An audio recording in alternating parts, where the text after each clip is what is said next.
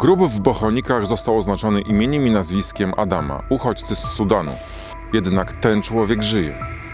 Jak doszło do tej pomyłki i kim może być zmarły? O tym opowiem w dzisiejszym programie.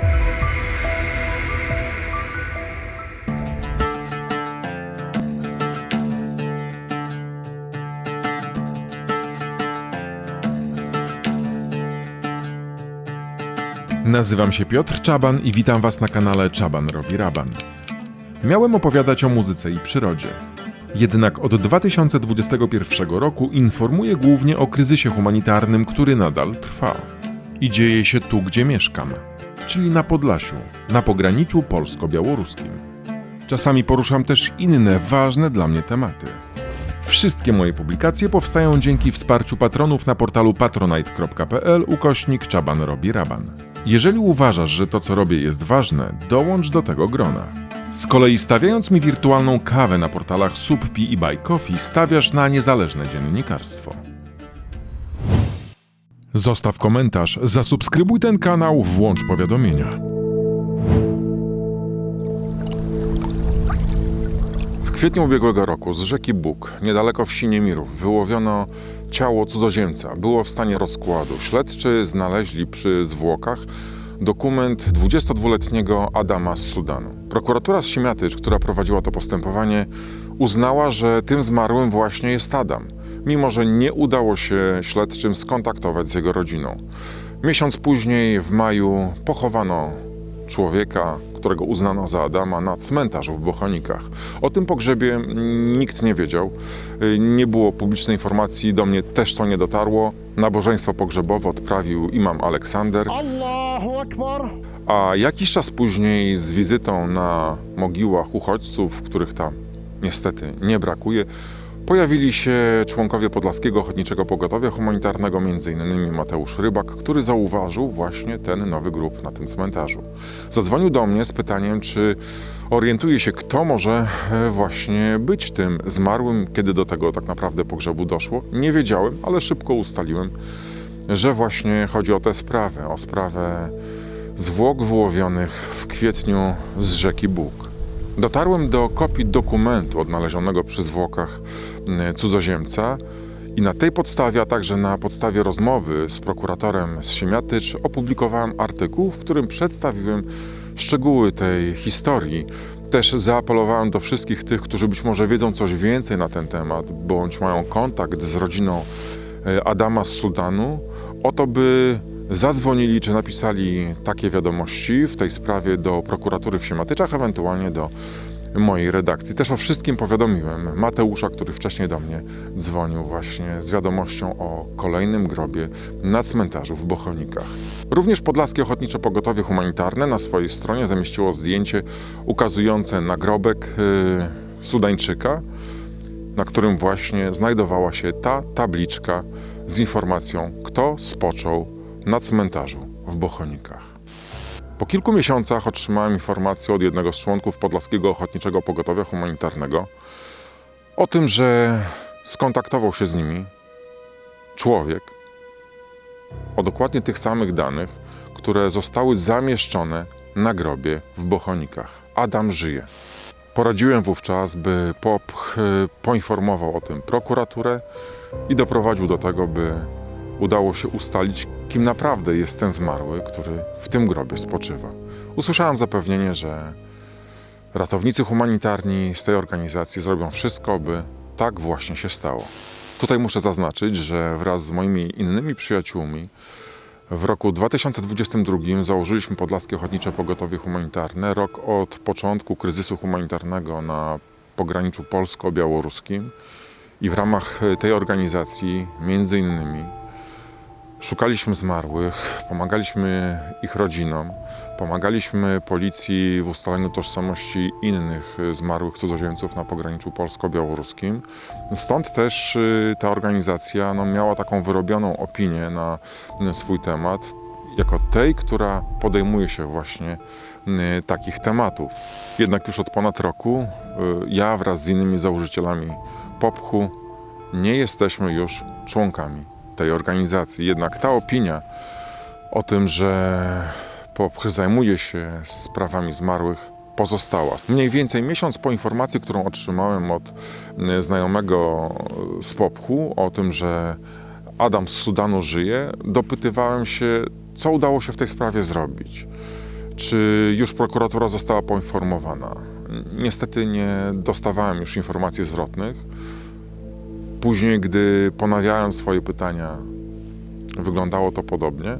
Dlatego po 2 mniej więcej miesiącach od tego momentu, kiedy po raz pierwszy usłyszałem, że Adam żyje, zadzwoniłem do prokuratury w Siemiatyczach, by upewnić się, czy prokuratura otrzymała na ten temat jakiekolwiek informacje. Okazało się, że nie, że nikt nie powiadomił prokuratury o tym, że w tym grobie w Bochonikach leży ktoś zupełnie inny niż Adam, którego dane znajdują się cały czas w tym miejscu.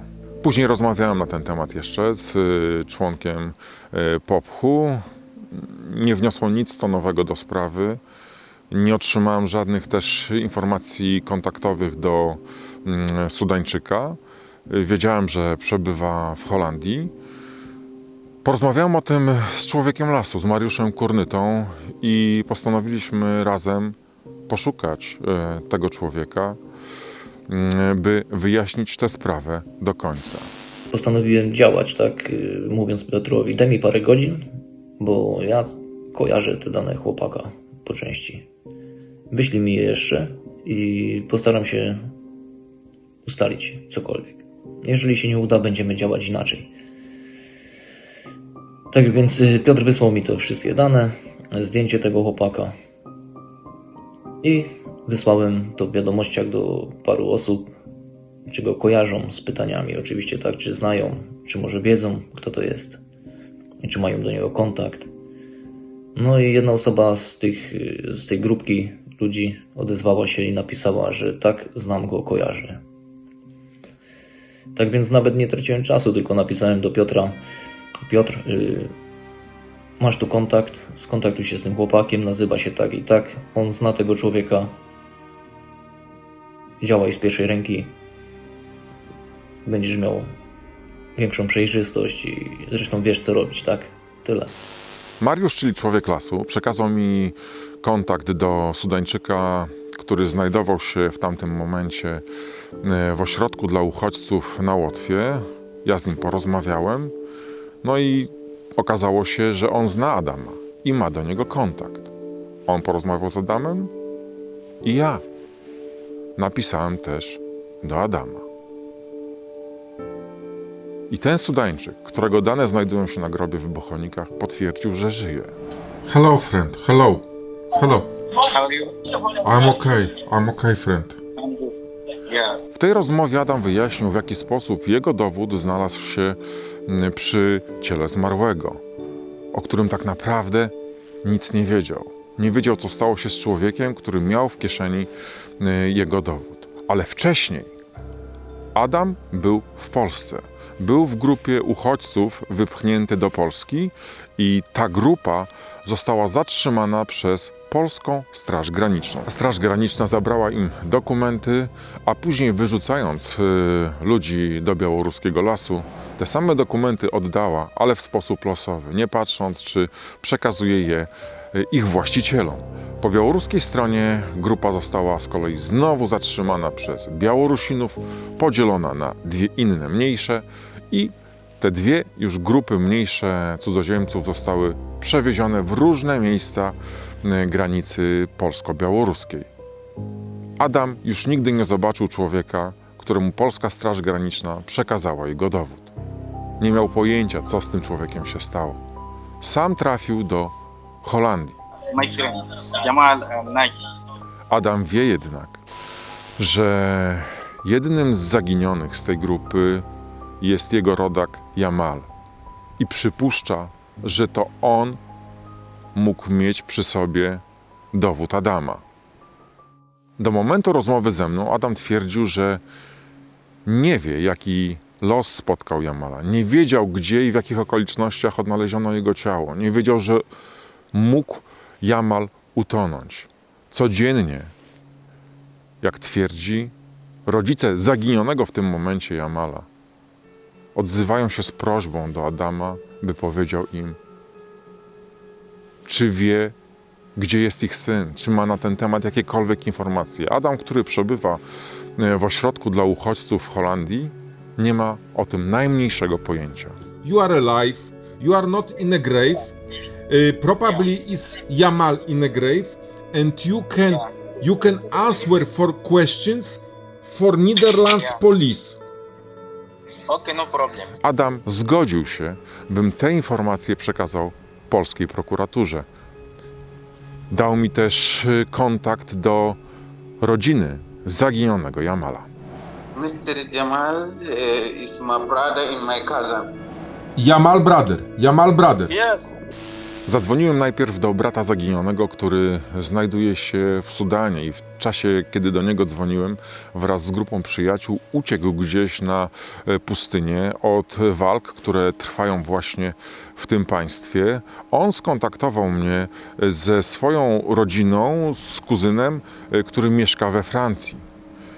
Te dane tej rodziny przekazałem również polskiej prokuraturze i jak ustaliłem, rodzice Jamala od 2003 roku znajdują się w obozie dla uchodźców w Czadzie.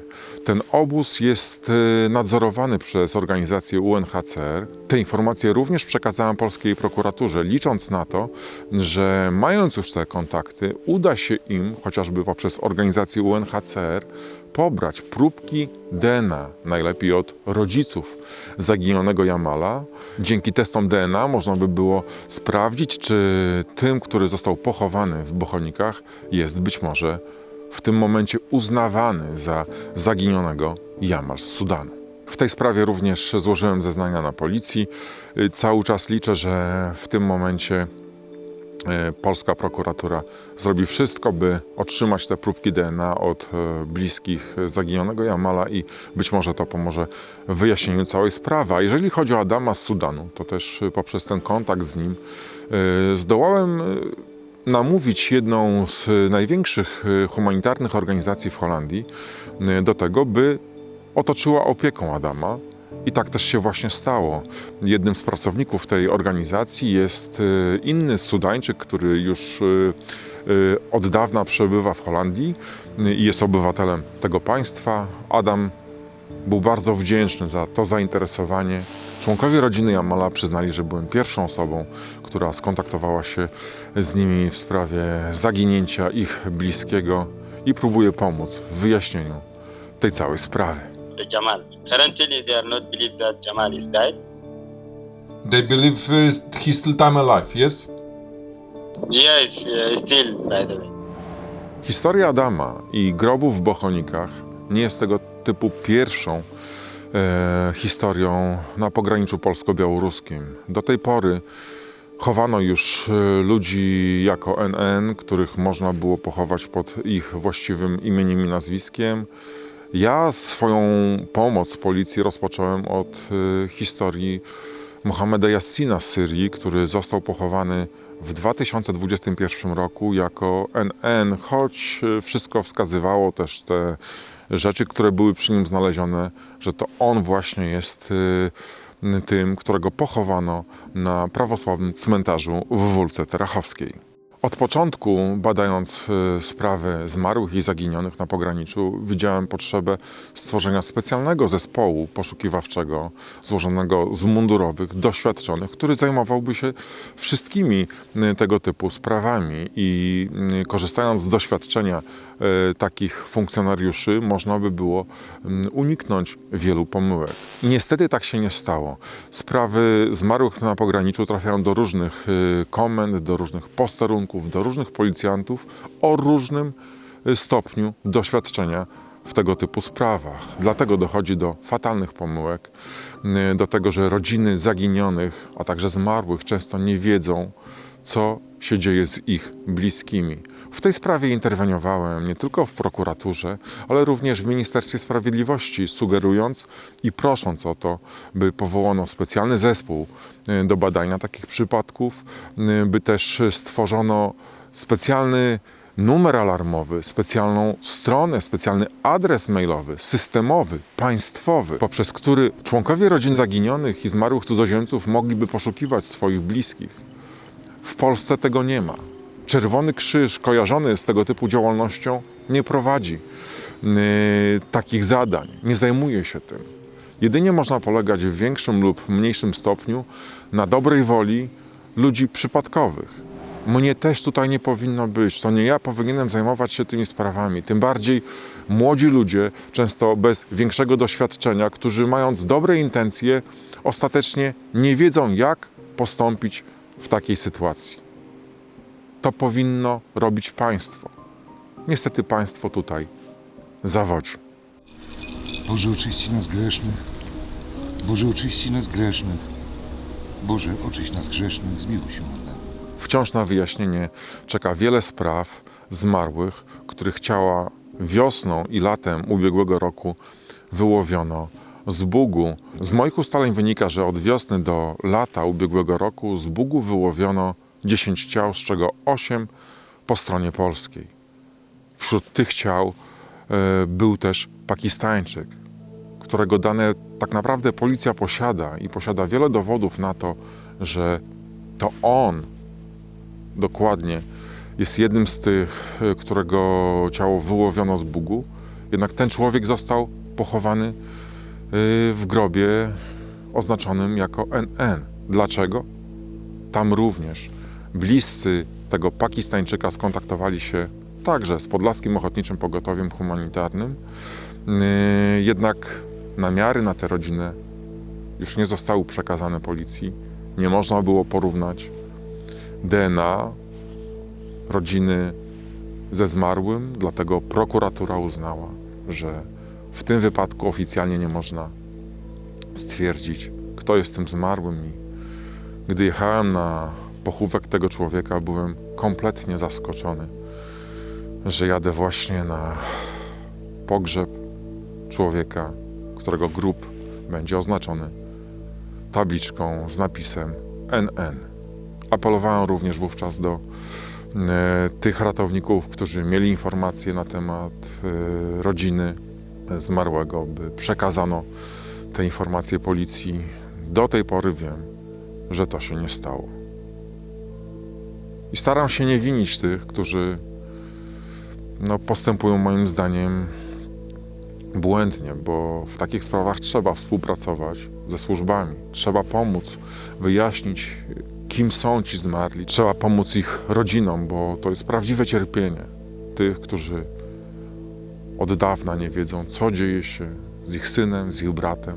Jeszcze raz zaznaczam, że za to wszystko odpowiedzialność ponosi nasze państwo, które nie stworzyło odpowiedniego systemu, by tego typu sprawy wyjaśniać w sposób profesjonalny przez ludzi, którzy są do tego szkoleni, którzy wiedzą, jak postępować w takich sytuacjach. Tak naprawdę wyjaśnianie, kim są ci, którzy umarli w Polsce przez służby, przypomina błądzenie we mgle. I przy okazji tego nagrania, tej mojej wypowiedzi apeluję do rządzących po raz kolejny: zmieńcie to, uporządkujcie. Tak nie może być. Polska, granica z Białorusią, nie może być dzikim wschodem. Nie możemy zrównywać się ze zbirami Łukaszenki, którzy odpowiedzialni za ten kryzys humanitarny odpowiadają też za śmierć tych ludzi. Ale my nie powinniśmy grać w ich grę. Powinniśmy być państwem cywilizowanym, przestrzegającym podstawowych praw człowieka.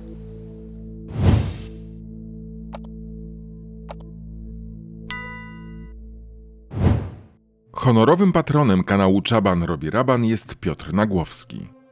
Emil Hakim al-Sammarrai.